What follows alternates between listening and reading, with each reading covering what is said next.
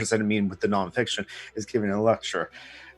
There are times, however, where it's just like I'm reading like one page of text, and then I get the bottom to text, and I'm like, I did not retain any of this information at all. So I was like, okay, I'll go back to read the beginning of the text again to make sure that I did read it. So, and that's where it's like I could be like reading something for like I don't know 3 or 5 minutes and only go through like 3 or 4 pages. But also, I have the slight case of dyslexia, which mostly affects my spelling as opposed to my reading. But I think that's part of the reason why reading in elementary school was never fun for me, and which is why I always hated those like monthly book reports I had to do. Was that still the same when it what? Because for me, it's more of like the stuff that I was reading in high school was more like a lot of Stephen King. A lot of fiction, so it was more like watching a video, only reading it, because there's a story that you can kind of follow rather than conceptual things that might keep your attention for 2 minutes, but I mean, because I almost kind of think of a lot of this theory. It reminds me of when, because I wasn't really attentive when I was in class, and when we went over Romeo and Juliet, for example, we would literally have to take it paragraph by paragraph and pull it apart, and a lot of times the teacher would explain to us what it meant, because it was in a language that was Old English that we didn't understand the context of it with our limited, we're in 10th grade.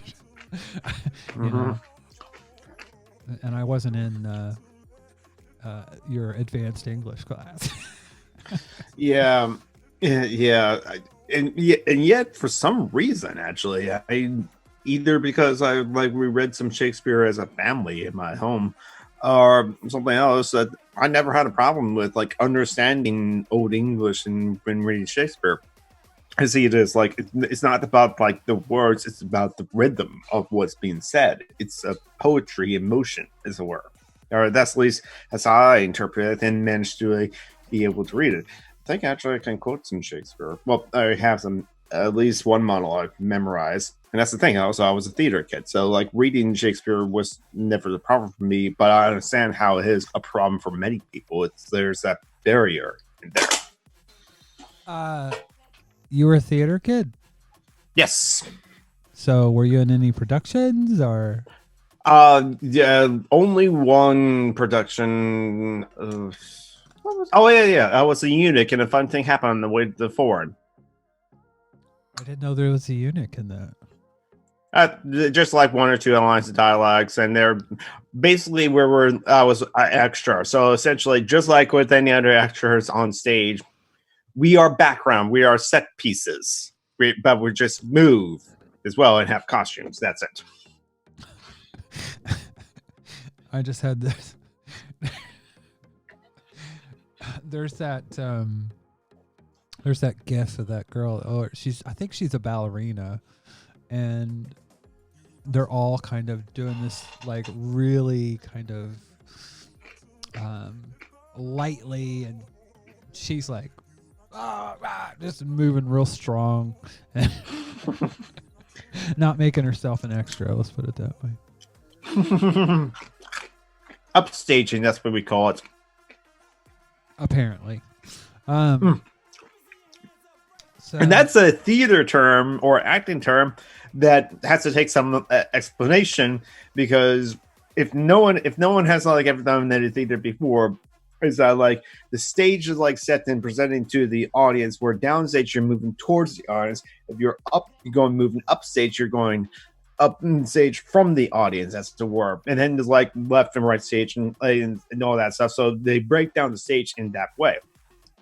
what upstation is referring to in blocking, if like two actors are like maybe paired together, but they are presented to the audience fairly equally. They're standing shoulder to shoulder essentially, so both audience members can see both actors' faces. But if an actor purposely, because they want to be the center of attention, moves up the stage, moving backwards, the other actor, to not break character or not break the scene, has to like turn towards the other actor to make it look like this actor is talking to this other actor, or the characters are talking to each other.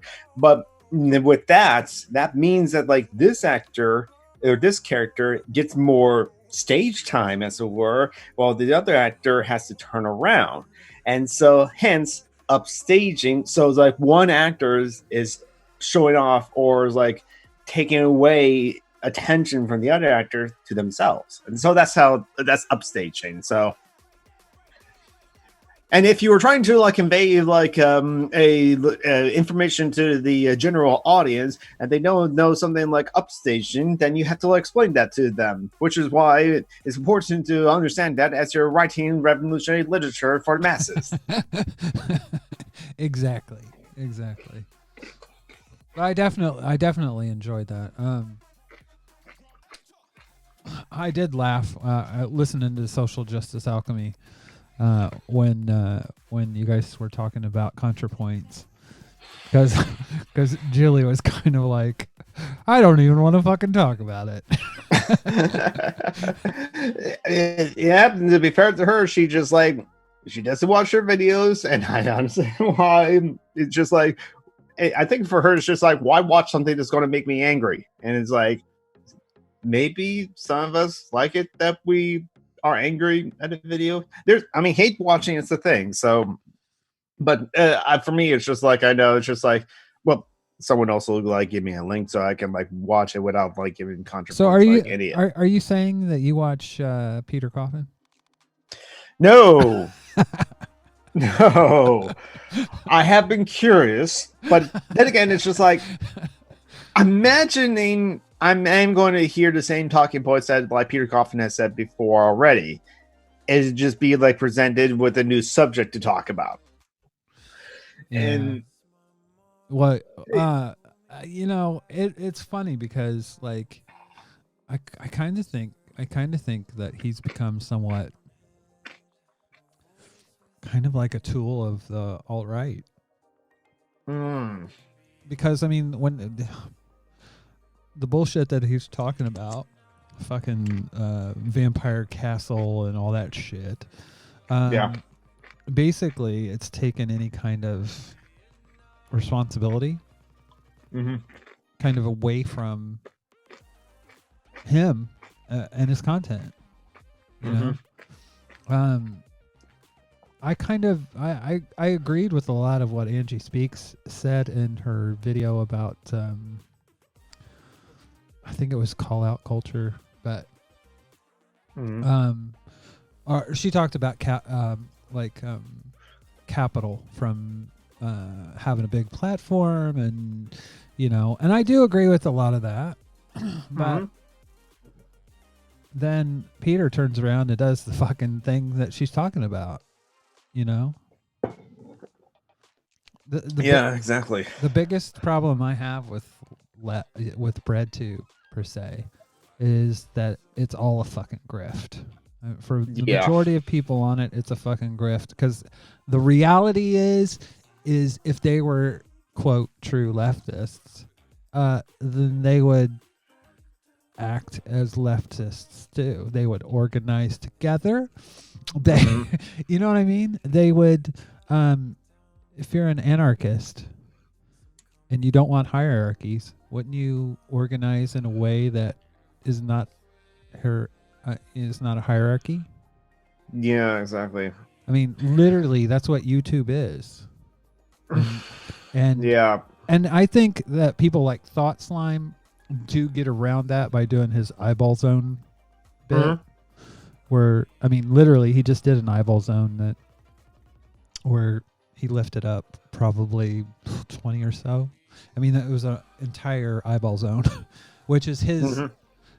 In the middle of his pieces, usually he'll do like eyeball zones for so other people can get elevated via his Right. platform. Yeah, and he said so on Twitter that he expressly did that to get eyeballs onto like more marginalized people, marginalized like content creators, because as Maria Watanabe or Maria Shut Up wrote in Bitch Media of how YouTube and LeftTube in a way has become so white. Thoughtline wanted to like they do the eyeballs thing not only for small content creators but also small marginalized content creators, and I think he has done that. Phoenix of the channel Phoenix Rising 87 said that like that's what that Thoughtline did, elevate her channel to get like a whole bunch of subs at once just from doing one eyeball section on his videos. Well, and that's what I mean. Mm-hmm. Like you have these people out there that say, "Oh, I'm a leftist," and they have a fucking huge platform. I don't know if Contra's ever said what her politics are and where she is on the political spectrum. But if I have listened to I was a sub and still a subscriber. No, I was a subscriber to ContraPoints when she had only like 8,000 subs. I think the first video I ever saw of her that she did was like pickup artist, but I believe it was on a old stream that she did with Garrett and Tim Dim of Their Opinion and Zinistrad. After the Richard Spencer punch, the punch heard around the world, or according to others, she said that she was a ex-Marxist, and so I think I see her politics again, and maybe she never expressly like express her politics because it's just like one of those things. Like even Peter Coffin has said this, and others have like said this that like I don't like labels. I don't want to label myself, and that I it don't almost understand. seems like I don't want to identify myself. Yeah, it is. Now it's one thing if like I don't want to label myself because well, I don't know what I am, which is why a lot of people just like say I'm a vague socialist because they will go to like 6 times as many people as homes as there are homeless people. There's something not right about that, and that's how I identify it as well as just socialist, at least anti-capitalist. I don't know what I am. For sure, I'm against capitalism, and that's totally fine. It takes some time for people to realize of like, oh, wait a minute. You know, the anarchists are right about the state being hierarchical structure that will always protect itself and is there to prop up capitalism and to create capitalism. I can see why the anarchists are against the state. I'm thinking I'm an anarchist now, and so that's one reason for like not labeling yourself if you don't know what you are or not sure, don't have like confirmed beliefs. Some people just seem to be like, I just don't want to label myself. If you're calling yourself a bread tuber, I'm sorry, but you're saying you're a leftist, and you're almost probably should be considering yourself an anarchist, since it's after Peter Kropotkin. Yes, exactly. Now, it's definitely true for people that call themselves bread tubers, like Chris Ray Gunn did at one time. He actually hashtag in his profile bread tuber. He also says that he's a comedian, and that's up to debate as well. But to be fair, when BreadTube, the subreddit BreadTube started, it was mainly a fan movement of like all these people assigning these YouTubers BreadTubers. I have seen like Steve Shives videos being put up on the subreddit of the BreadTube, and Steve Shives will tell you, he's not, and he'll name drop me. He will tell you that he's a liberal. He will tell you he's like for representative democracy only because he's not aware of other forms of democracy or other forms of governance as well. But also like the YouTube, the liberal centrist, like knowing better, gets up on like BreadTube because he's left of center to the subreddit, I guess, and that's how some of it is by the fans that say this is the BreadTuber, this is the BreadTuber, but yet also these people adopted the label of BreadTuber or BreadTube. When I agree with Julie. If you want to be a BreadTuber, you can't just be a leftist YouTuber. You have to be an anarchist YouTuber, or a YouTuber that has to be an anarchist. Yeah, definitely. I think I don't know. I just find it very hypocritical and kind of mis-advertising yourself. Um, Even if people don't know what it is, there are a lot of us out there that do know why it's called BreadTube, and Mhm. to you and a lot of people are using that as a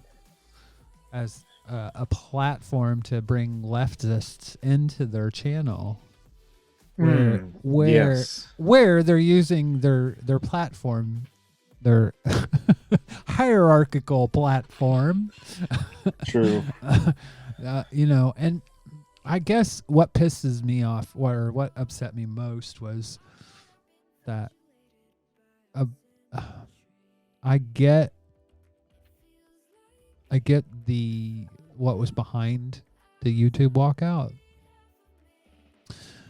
but if these people are serious, then why haven't they unionized? Why aren't they basically having very minor, very basic leftist, anarchist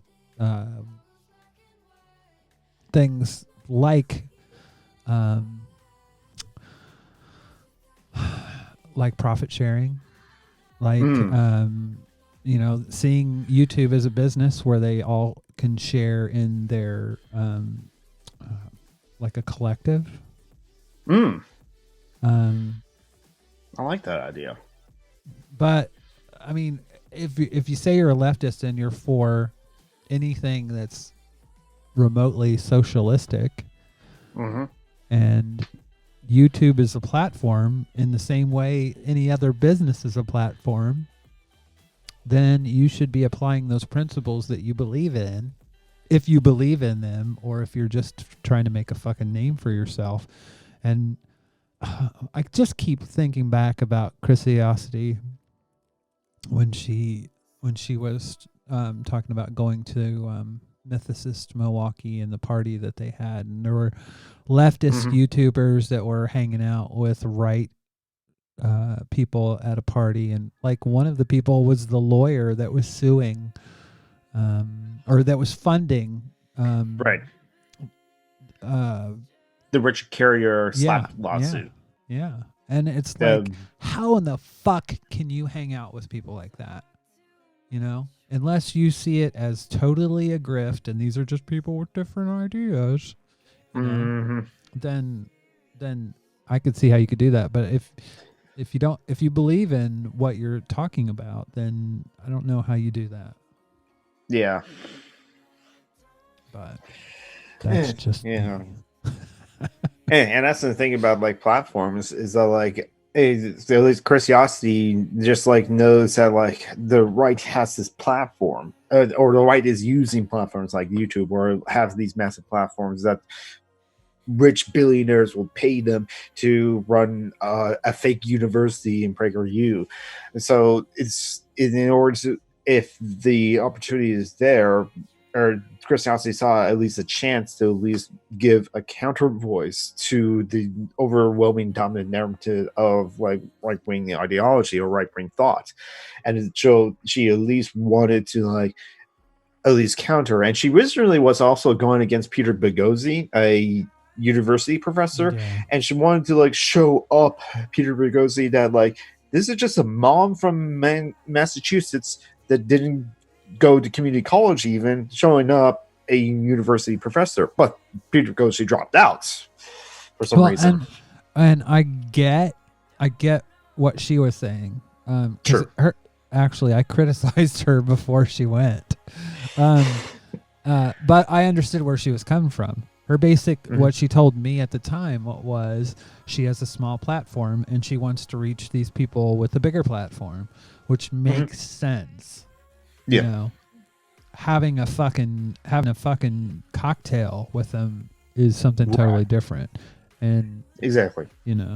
I was really fucking offended by that. I mean, it felt like the other people that were there literally, and um it reminds me of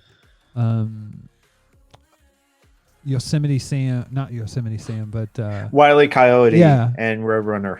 Well, no, and well, the sheepdog, Right. where, morning, Sam. you know, and it just clocking in, clocking out, and it's like that's bullshit. That's Yeah. this is you just saying that this is a grift and it's your job. Yeah, at least Christiosity did not go to that party because he didn't want to and didn't want to associate with like Sargon for one thing, and which is definitely totally understandable. Unlike saying people who are at the convention, it's like, hey, let's all have brunch together and took photos and look at us having fun, and just like, yeah, exactly. I don't know. I just think I think Mythicist Milwaukee is to be honest with you, I don't think it'll be there in 5 years. no. Because I think it's a grift in and of itself. Yeah. People are already starting to get to tire of people like Sargon. Mm-hmm. He doesn't have the numbers that he once had, and No. He may still have his loyal fan base, which may or may not include my younger brother, but still, it's just like, he tried. Yeah, I don't think he has the popularity that he thinks he has, or thinks he still has. After the whole rape tweet, he literally is known as the rape tweet guy. Yeah. Especially over here, people like look at him and he literally sunk you. Kevin has said that, but he single-handedly. When I think it was when he got on the BBC and basically condescended to the broadcaster, basically, and sounded like just like this sexist oaf, and and he was fucking pretty much done from that point on. He has no political nuance or anything like that. But that being said, I do get kind of tired of people dunking on him because it's so fucking easy to do. Yes, low hanging fruit. Yes. I get Kevin going to oh God, what's his name? Count Dankula? The mini fridge guy. Oh, War Corp 666. His new channel is called Lord of Patriarchy. Of course it is. No, and my friend should be called Lord of Dumbass. He literally said, when criticizing whatever Avengers said, like, listen, properly used the derogatory term, listen, witch, we hunted the mammoth, and David Futrell had a field day with that. It's like, he said it.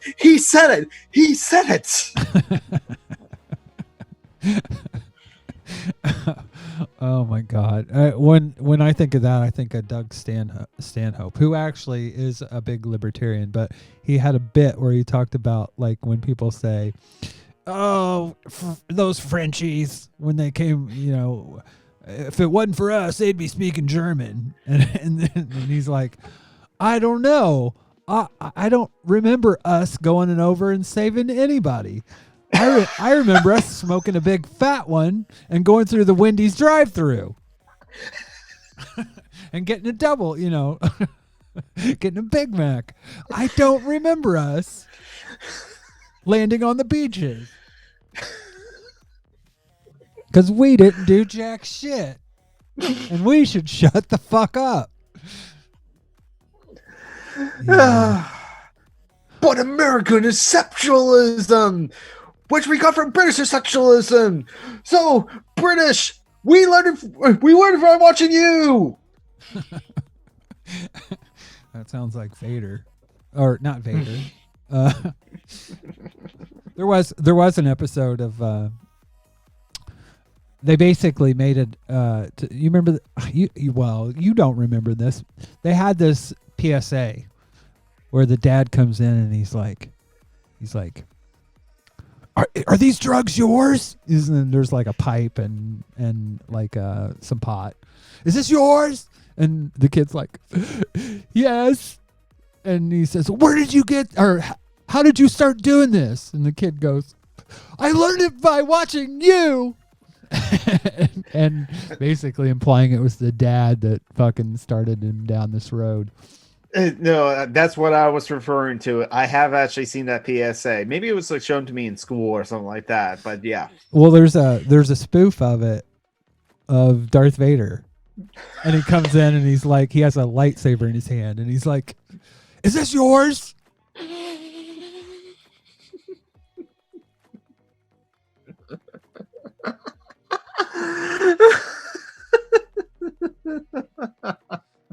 I want to see. I want to try something. This will actually. This. I heard that sound effect. Are you watching the stream? I am watching the stream, but not listening to it. Okay, I just want to see, because there's actually. I don't know if this will play or not.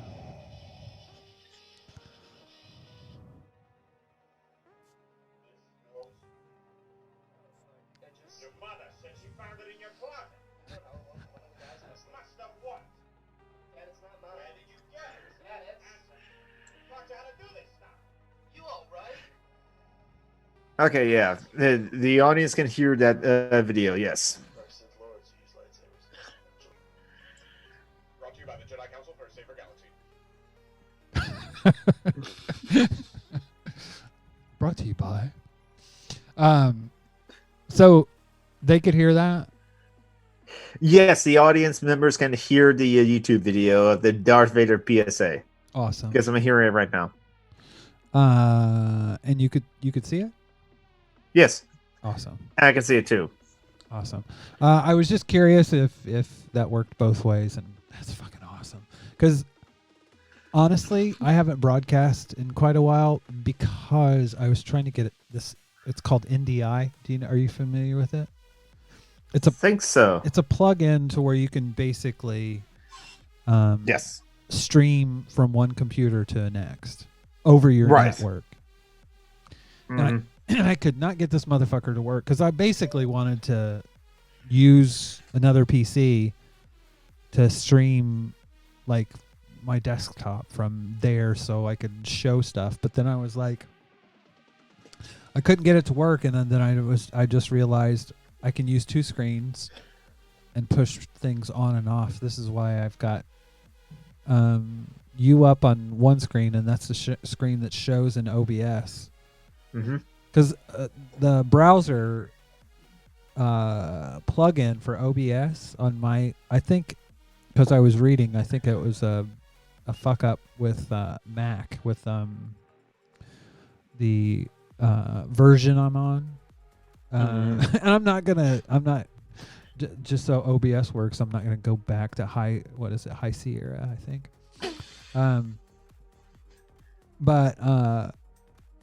So I was just like, wait a second, I can just use the display, the display one, and now I've got it arranged to where I think everything works. Because that's the hardest bit, I think. So you can hear me, right? Yes. And you can see yourself. Yes. Excuse me. I'm just wondering, like, I don't think it would be any different. John streams though. John Brockman streams himself as well in Zoom, right? Well, but he doesn't have himself up on OBS. No, he doesn't. No. So he's strictly in.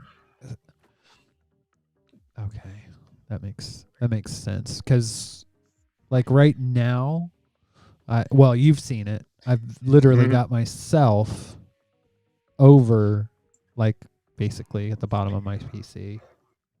Yeah. I didn't even think about that. You can actually see my You can see my toolbar there. Hey, don't worry, we don't see any tabs open with anything incriminating. Then again, that would be mostly me because, like, when social justice advocate is like, and you can, this is how you can stream share, and that's why you can stream share only Pacific Windows. To which Tom McDonald said, Jonathan, we don't want any tentacle porn, please. No tentacle porn.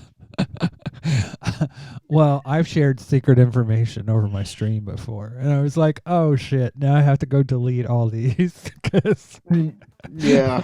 I broadcasted for like an hour and a half, and I had to delete all of it because I'd opened up a tab. Oh yeah, I happened to did see that stream because like you were going over the leaked Patreon stream that like Contra did explaining why she cast Buck Angel, and Yes, that's exactly the one. It was hilarious. the Pace bin, yeah. I was just like, fuck. Because I liked that. I liked that test. It was a good conversation, I thought. But at the same time, I was just like, oh shit, you know. Yeah, you couldn't like, yeah. So you had to like delete the stream. So others were like wanted to like, I shared that stream around, and others wanted to see it, and it was like, oh no, it's deleted, and I was like, oh, I'm sorry. Yeah, but that was why. Yeah, that was why. Because it was basically something that I don't want to broadcast, and I would literally have to go back and edit. So, and the thing is, I mean, like, even this, I mean, it's like, I feel like I have everything how I want it enough to stream. The biggest thing for me, because I don't know. Here, I'll show you. This is actually like, so I have a keyboard here. See that? And I have a PC here that's upside down. But that's a laptop. And then my MacBook right there. So anyways, so yeah, basically I have quite a bit of tech running through the board, and eventually this keyboard is going to have just straight sound effects. I found a program that's it's basically it runs VST plugins, and it's very convoluted. I just want something to where I can this button plays this sound effect and this button plays this sound effect. It's going to take some time to get, but ultimately that's what I want, because there are some, you know, and it's funny because I've been looking for very obscure sound effects. Do you remember The Critic? Yes. It stinks. It stinks. It stinks. Well, that's one of the more common ones. But the one that I've hunted for and I cannot find, he's like, "You've got real talent." But I want to take some stuff from The Critic. I want to be able to pull in like who was it that recently I pulled in, but like there was a football player, or actually a coach in he was a coach for the Indianapolis Colts, and Jim Mora was his name. Playoffs? Playoffs? I just wanted to try to win a game. Just one game. Yeah, that's one of the ones that I have. Yeah. It sucked. Because I kind of think, like, when I think of leftists and trans activists in particular, sometimes we punch ourselves in the face. Like there was Tara Wolf, who was the activist over here in the UK, that basically there was a anarchist like book corner, and they basically got the TERFs kicked out of that. Nice. Right? Which was great. Mhm. Victory. Mhm. That's Yes. where they should have fucking just walked away and said, we won. But instead, the TERFs were having a protest. Have you ever seen Bill Maher's movie, Religulous? I have actually, yes. You know the bit where he goes and stands up and preaches? Like, Mm-hmm. I forget which religion it is, but where it's talking about the, it's not Mormon. Oh, Scientology. He was Yes, preaching about yes. Scientology on Preacher's Yes. Corner. Yes. That's in the UK. Yes. And Oh, I see. And this is kind of like the same area. It's where people go to like basically put themselves on a fucking soapbox, literally. And they specifically went over there to antagonize the TERFs. And when they went over there, the TERFs were having a protest, and literally the TERFs started taking pictures of their down below of their genitals, basically. Of course they would. And then Tara ended up getting into the scuffle and basically ended up getting done for simple assault, I think is what they got her for. But they did say that she was antagonized. And I mean, but that being said, it should have never happened. She should have just walked away. And that's one of those times when I feel like it's like we fucked ourselves. Yeah, You know? yeah. It wasn't the other team beat us. It was we beat ourselves. Yeah. You know? Should have played the hand differently. Yeah. Yeah. Well, and see, for a long time, I wouldn't call myself an anarchist for that very reason. Because you have a lot of, I hate to say it, but in my experience, a lot of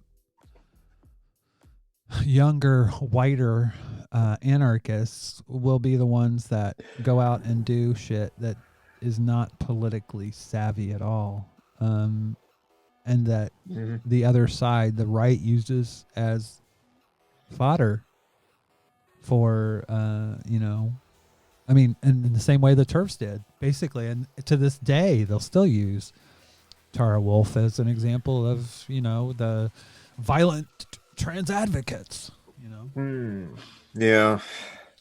So it's just a pain in the ass, and it's yeah. But I want to use that. But that's not something that I need to talk to Kristen or,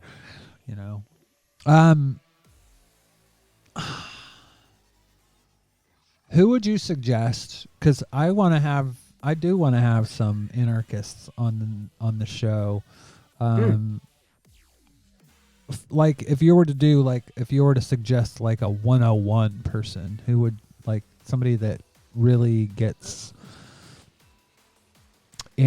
anarchist thought across in a really kind of simplified way. Who would you think? Who would come to mind?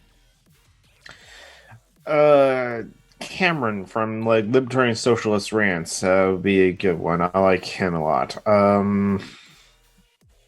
Who else? Like, I like Julie because she's my friend. I like Garrett, but like Garrett doesn't do YouTube anymore. So Garrett had some problems, didn't he? He kind of, yeah, he did have. Well, he had some personal stuff. Yes, I will just leave it at that. Who can convey anarchist thought well? Oh, Anarcho-Pack. She's really good. Because I like Anarcho-Pack's channel a lot, and I like her Twitter a lot, and like I think she does good at conveying the information. You know what's really bad is that you don't have somebody you go, oh, I know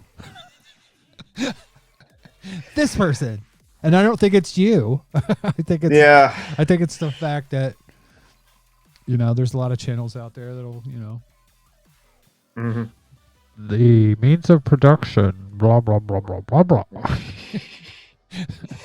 I mean, like, I like the video series that Non-Compete has done on like how anarchism would look like in real life. But even some people that they like or friends with, like, we would scoff at like the idea of using contracts. But I don't scoff at that idea.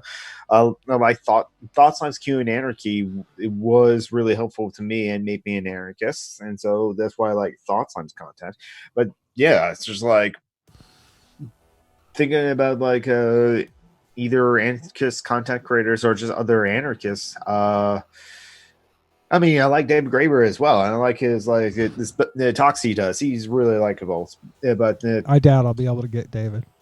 Exactly, that's another thing. It's just like who can you get in contact with? It's just like, and honestly, for like to conveying anarchist thought, I originally thought I could be that person, and I like the idea of me being that person. I thought I could radicalize liberals, but I was really, really, really humbled when I tried to do that, and someone it gave me critiques about what I did, and so it then put me back in my place. It's like, you're right, I'm a baby anarchist. Other anarchists knows not to like have these kind of discussions or debates with other liberals, because unless the liberal is interested and wants to learn more, that's when you can talk to them about anarchism.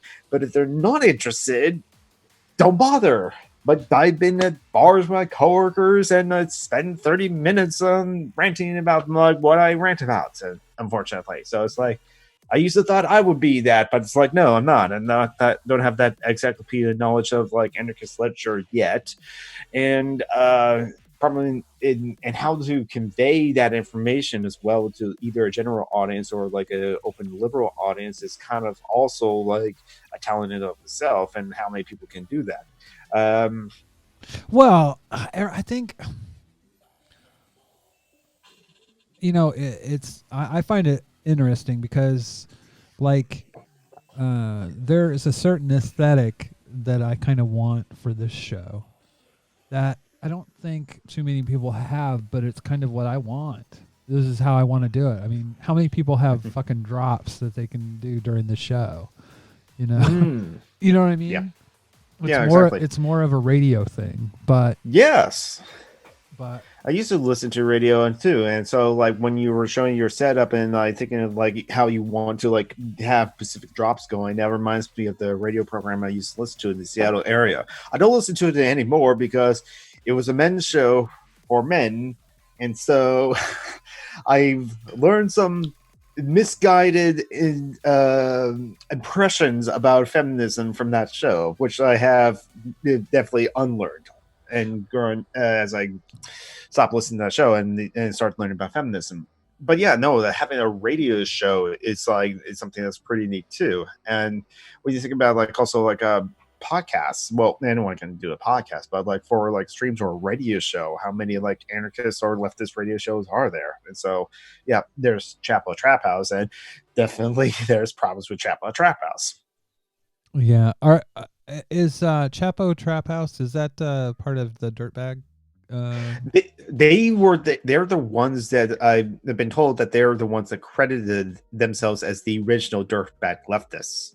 And I've listened to the show, and definitely they're very Dubrowy, really Dubrowy, and it's just like at times when they're talking about politics, I don't mind so much because like I don't differ too much from what they talk about. They're all about Bernie, and it's like there's that, but and I agree they see the same problems as I do in the current situation. I'm just more of an anarchist and want to like a stateless solution or move into that kind of world.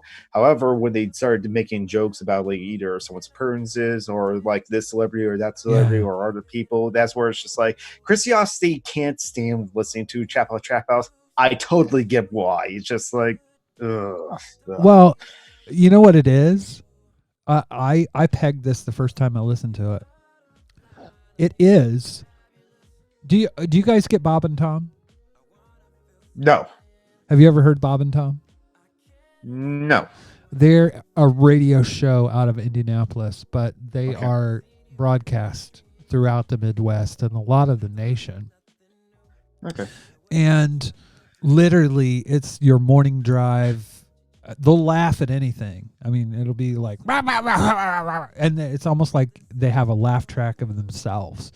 And they'll have comedians come on and they'll do comedic bits, like long, and some of them were funny. They used to have this guy that would do he had this Mr. Obvious character, and he'd say,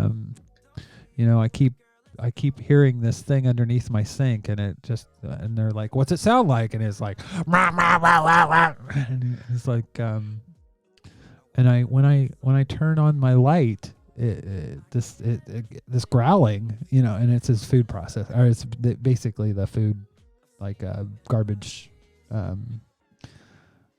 disposal. Garbage disposal. Yeah, but basically, and it's all these obvious. Thanks, Mr. Obvious. Blah blah. I see. That's your Okay, garbage yeah. disposal. It's just shit like that. But it's morning drive radio, and literally Yes. to me, Chapo Trap House is dude bro morning drive time radio kind of. That's the aesthetic. They want to make fun of people. Yes. They're not much different than, imagine if you had a panel of Rush Limbaughs that were on the left, Yeah. That's Yeah, exactly. They demean people. They basically, somebody that, are you familiar with Randy Rhodes at all? No. She was a leftist broadcaster. I think she still broadcasts, but she would make fun of Ann Coulter. She would call her Man Coulter, and I believe that was her joke. And I took her to task for it with Trans Advocate, and she kind of scoffed at that. But that was literally her shtick. She was a right version of Rush, or a left version of Rush Limbaugh, and it's just like, yeah. that may get you popular because there's not that content. There may be a place for it, but I'm not doing this because I want a job. I already have a job. Yeah, exactly. And I make pretty good money. I make a good living from it. This isn't a grift. At best, at the very top of this, if it paid for itself and would allow me to buy equipment and build upon itself. Yes. Like people the very few patrons that I do have, that money will always go back into the show. It's never, or once I get this, if I do get it to a place where I have all the equipment that I need and it's paying for itself, then we'll start donating money to other people, because I don't want to do this for a living. I want to do this for the love of doing it. Yeah, exactly. When I was a kid, all through my life, I've always called into radio shows. Yeah. Like even when I was on the right side of the aisle, I used to call into talk shows all the time. And when I transitioned in 2000, I actually did this show. Literally is from back then. I started the Tea Party in 2002, 2003. And I did it every night, and I still have a couple recordings, and I'm actually going to put some of that into the drops that I'm doing, that I'm going to have for the show. But I want it to be something that's specific to me. Yeah. And I don't want it to be like everybody else's. I'm no fucking ContraPoints, I'm not. Yeah. I'm not young. I'm not pretty. You know, I'm not. I. It's funny because I think it's this is the drop that I think that I basically make fun of myself. Welcome to the Tea Party with Marty Abernathy, a show starring a binary trans woman born in the body of a non-binary atheist trade unionist. Well, and you know, born in the body of, I know how I appear to other people, and Yeah. the dichotomy between those two, I'm aware of, but Yeah. you know, I'm bringing to this my own thing, you know, and people like now. I think Contra has went off the deep end. She drank a lot throughout that 100 minutes video. Oh my god! Oh my god! Yeah, It's like it's like you're not helping yourself. You know? No, it's not. And that's the thing. Where it's like I remember hearing her on other streams before of how she was actually, or how she's expressed it, like she's having her issues with alcohol abuse or alcohol usage, and it did tie to like she was questioning her gender at the time, and that was before she came out as a trans woman. So it's just like. And she said in the video again of how alone she is, and that was a problem before when she had other controversies around her, and then seeing it in the video is just like each new scene she does, she is drinking something else at the time. Let's Irish up this coffee. Let's Irish up this tea. Yeah, Irish and tea, whiskey and tea doesn't seem to work that well. And it's just like that whole bottle of 40 that she did eventually finish drinking after filming that one scene. And then again, it's just like I don't want to do a concern troll because like she does her stuff, and I hope that's like if she finds help, she finds professional help if she wants it. That's another thing. But still, she said a whole bunch of other things in that video. They're just like, wait a minute, is she now equating trans and narco-socialists with anime avatars?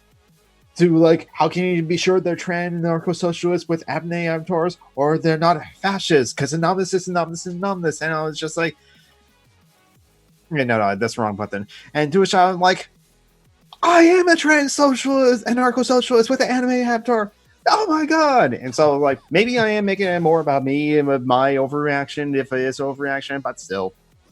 Well, I think right now, she's just trying to build off of her controversy. Yes. You know, she's making part 2.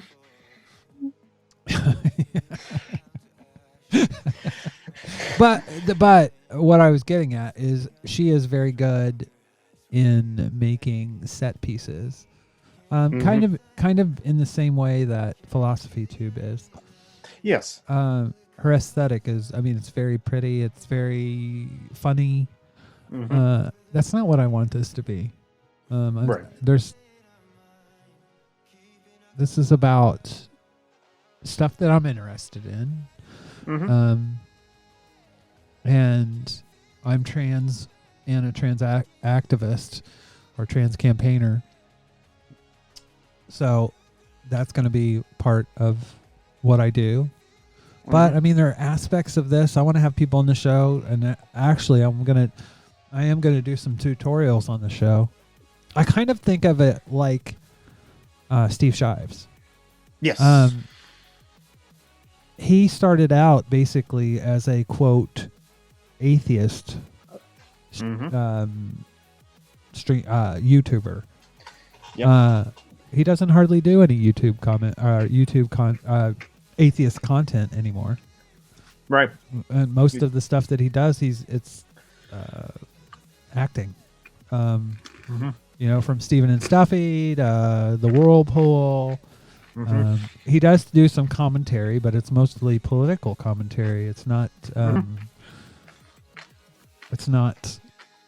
atheist based. You know, he doesn't do the atheist Reed story, you know. But it's all he's doing. He's finding his niche. Yeah. Which a lot of the viewership, I hate to say this, but I've looked at the numbers. Where he gets the most videos is when he talks about Star Trek. Yes, exactly. His Trek actually videos get really big numbers. Whereas his Whirlpool and Steven and Stuffy don't do anything. Yeah. And literally, like, I live for that shit. Steven Stuffy is great. It's just, I didn't start watching it, but was like when other people said, "Oh, let me check this out." And I think it was like the Hans Krieger character, who is just supposed to be like Werner Herzog, and it's just like I never know who that guy is. So listening to Hans, I feel like the actor in me relates to Hans, and so so yeah. Well, it's sad to say, but I feel like I'm somewhere in between Toby Benson and Jack. You're in between them? Yes, like I'm a sandwich. Yes. I'm the filling. I bet my friend Jamie J would like to be in that sandwich too. Yeah.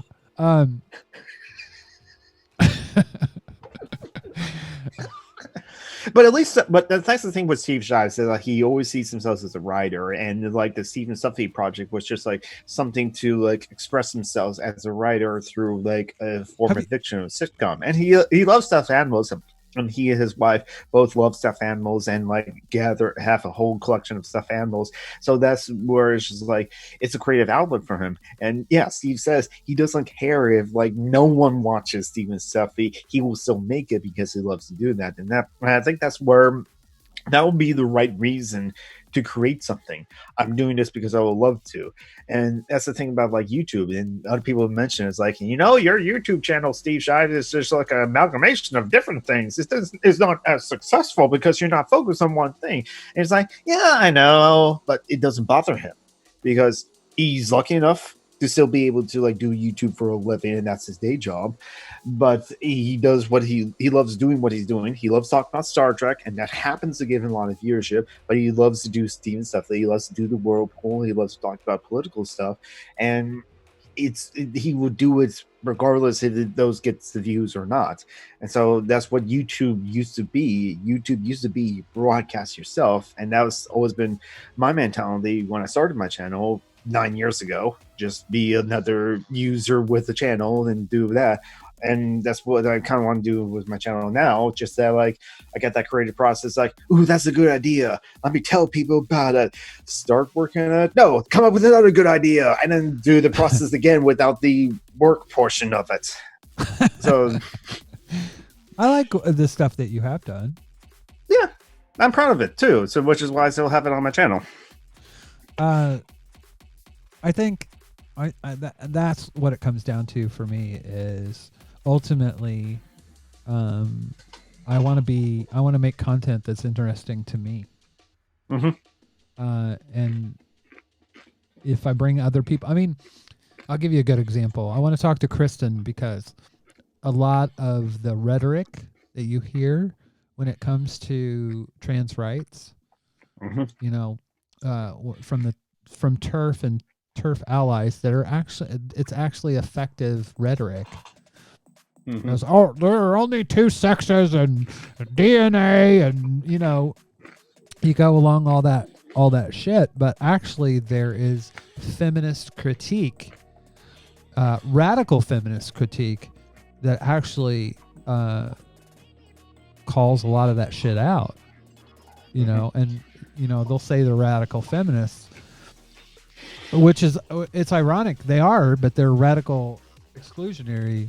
They're trans exclusionary radical feminists, and that's a separate branch. But I want people to be able to. This is a video that I'll probably edit down and then put out as kind of like how to talk to TERFs or something like that, something along those lines. But specifically want, and I haven't asked her yet, but I'm going to. I think she'll say yes. But I think it's important for people to understand. And I hate to say it, but the entire time that I've been alive, I've had to kind of like justify my transness, that I'm not, that it's not misogynistic, and I'm not doing it because, you know, I want a fuckhole that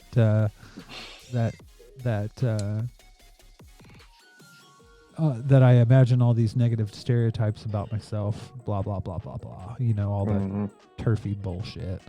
Yeah. But I want people to be able to have a way to talk about it, because I do think the born in the wrong body kind of narrative is kind of simplistic. Yeah.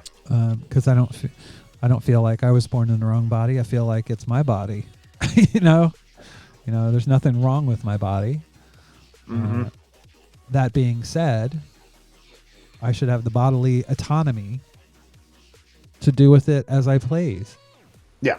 You know, if I want to have surgery, if I want to have, you know, and they're so fucking obsessed with reproductive ability. Because, you know, we have 7 billion people on the planet. We need more. It's an emergency. It's God's will. I had this conversation with my old manager at the gas station. My first long-time full-time job. My manager, at the time, it was just about like gay people. It's just like, but you see, sex is about like reproduction. And I didn't have like the arguments at the time to say, oh, so sex is purely for reproduction. So every time you had sex, you reproduce, right? Well, no. What about when you masturbate? Yeah, exactly. You are aborting millions. And now the Monty Python song, "Every sperm is sacred, every sperm is good." It's now in my head. And this manager is a woman and believed that the Old Testament of the Bible is fact, and that homosexuality is a sin. Or no, mental illness, that's what she said. Thank God I don't work for that woman. And thank God that this queer ass doesn't work for that woman ever again. Are you? But I do have some coworkers that like may follow along the similar lines. Well, I did talk to one coworker who thinks that like Planned Parenthood is a baby killing operation, and that was interesting. Are you familiar at all with Bill Hicks? Think so. Yes, I think I have heard that name at least. That's a comedian, right? Yeah, he died. Okay. When we were talking about every sperm is special, it reminded me of this bit.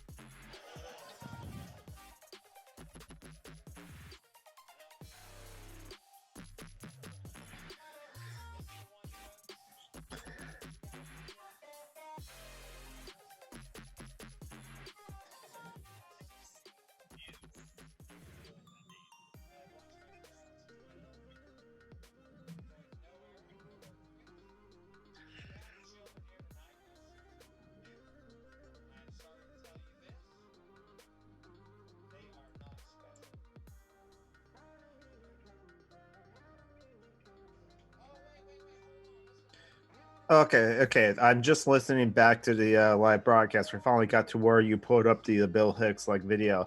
I can't hear the video.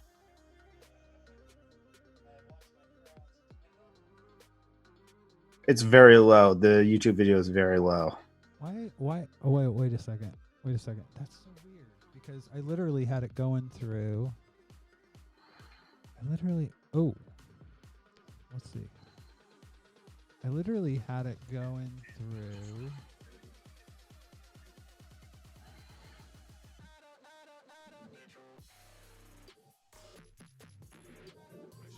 I know what I need to do. I need to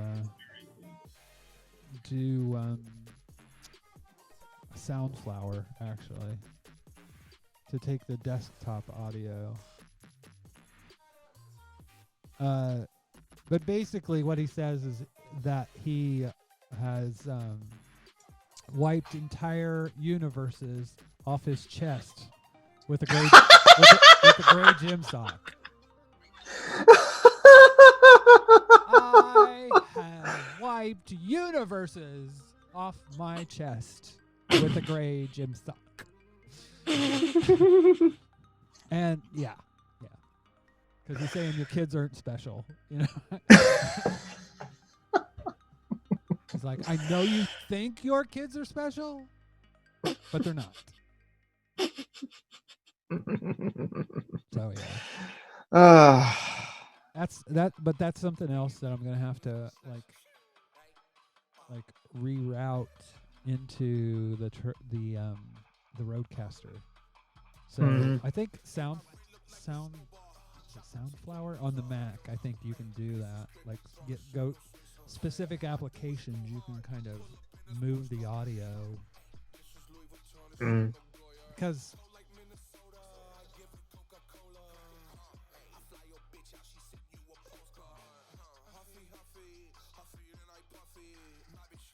But you could hear the other video that I put up, didn't you? I was able to hear the other video, yes, with the Darth Vader VSA. I was able to hear that one, yes.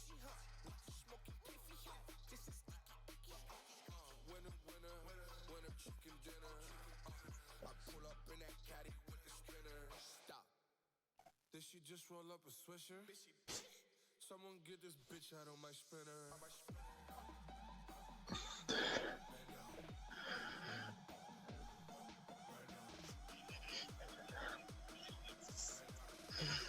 It's on this page.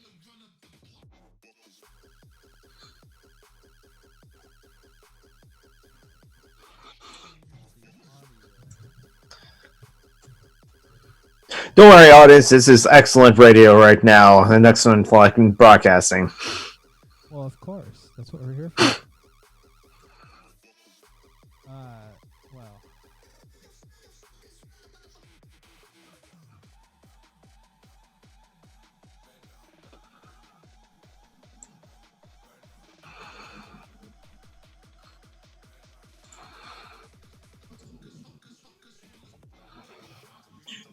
This is excellent radio right now and excellent broadcasting.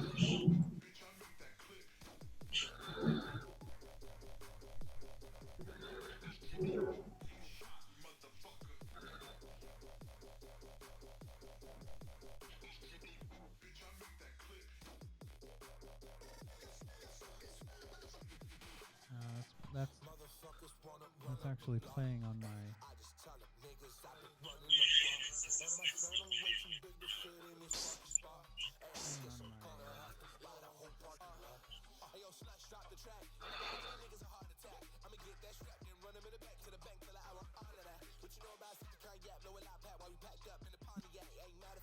Yeah, I wonder if I'm playing it. If I play it on this other screen, if it'll.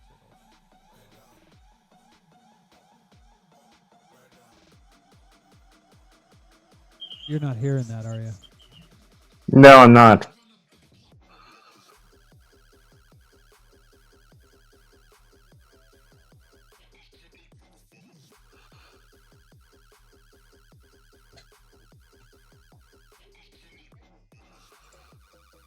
So,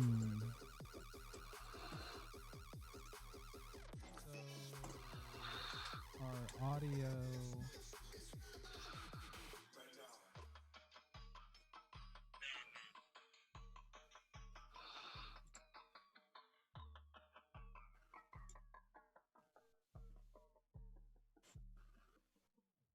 I'm just looking in Zoom, kind of seeing,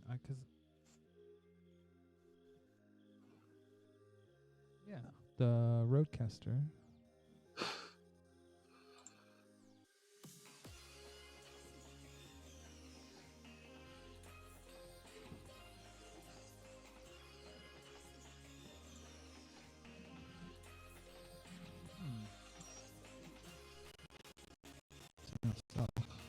Oh dear.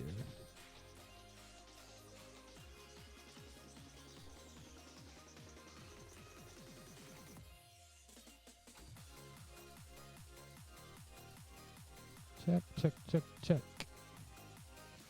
Hello, hello. Yeah, I don't know why my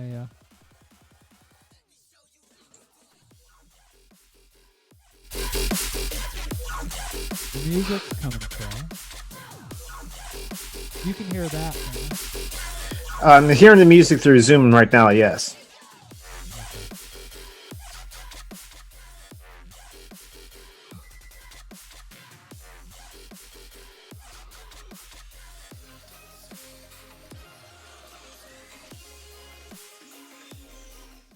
All right, so that's not it. I think what I'm gonna have to do is just use something like Soundflower to pipe the audio from the browser to Zoom, to basically Mhm. the Rodecaster. But I'll work on it. Yep. Oh, and I just realized my this old computer that I'm running the music on, it's a touch screen, and I forgot about that. Yeah, I mean, my laptop that I'm like use primarily is the only computer I have. Actually, honestly, it's also a touchscreen. I thought I could like use it as like a tablet as well for drawing or anything like that. I never did. I still use it just like a normal laptop. Oopsies. Still works. Still functions for what I needed it to do. That's what matters. I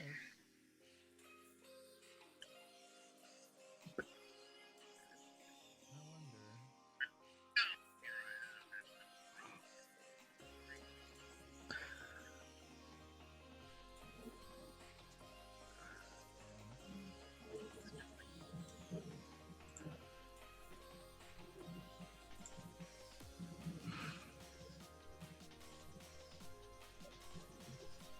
It's funny when I used to do this because I actually did a show before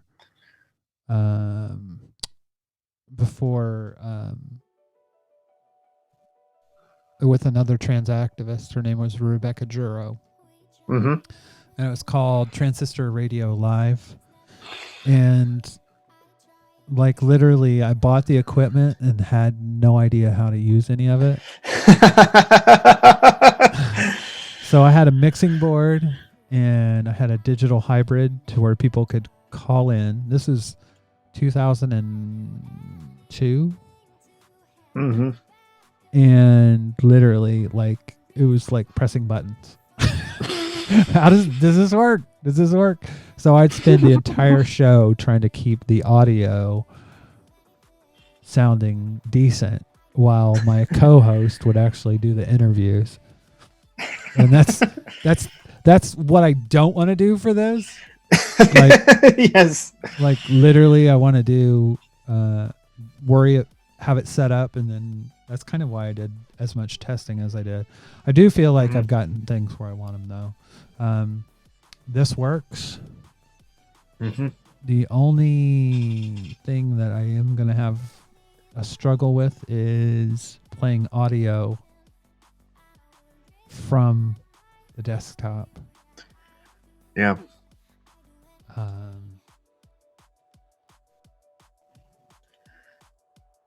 Because honestly, for like a lot of like YouTubers, they just had to like for the audience to hear the desktop audio that they were playing for whatever live streams they were doing, they had to like take the speaker and put it to the microphone, or like if it's just a handheld microphone, put the microphone to the speaker, and it's like you'd be able to hear it, but just like yeah, well, that's kind of like what I'm saying, like I did before, and that's not what I want to do. yeah, exactly. Even if I do have to,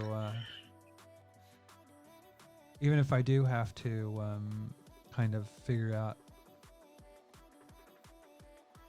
on the fly. Mm-hmm. I think that's what I'm gonna have to do, though. I think I'm gonna have to use like Soundflower or something like that to kind of route the audio. Yeah. From a specific, because Soundflower you can do it from a specific, like a browser.